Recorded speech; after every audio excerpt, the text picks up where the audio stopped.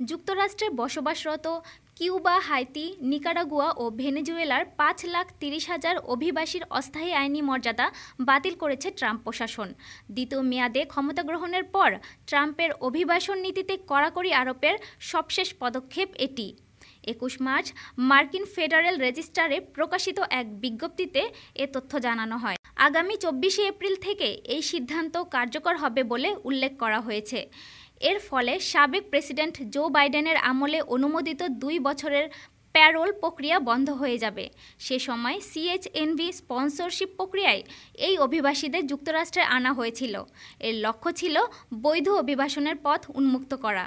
দেশটির homeland security বিভাগ বা স্বরাষ্ট্র মন্ত্রণালয় জানিয়েছে, প্যারোল মর্যাদা বাতিলের ফলে এসব অভিবাসীকে দ্রুত নির্বাসনের আওতায় আনা সহজ হবে।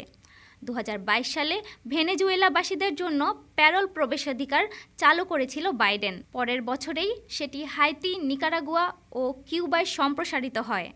প্রসঙ্গত, গত 6 মার্চ ট্রাম্প জানান, রাশিয়ার সঙ্গে যুদ্ধের কারণে যুক্তরাষ্ট্রে আশ্রয় নেওয়া প্রায় 2,40,000 ইউক্রেনীয় প্যারোল মর্যাদা বাতিল করা হবে কিনা সে বিষয়েও তিনি শিগগিরই সিদ্ধান্ত নেবেন। ডেস্ক রিপোর্ট, আজ বার্তা, ঢাকা।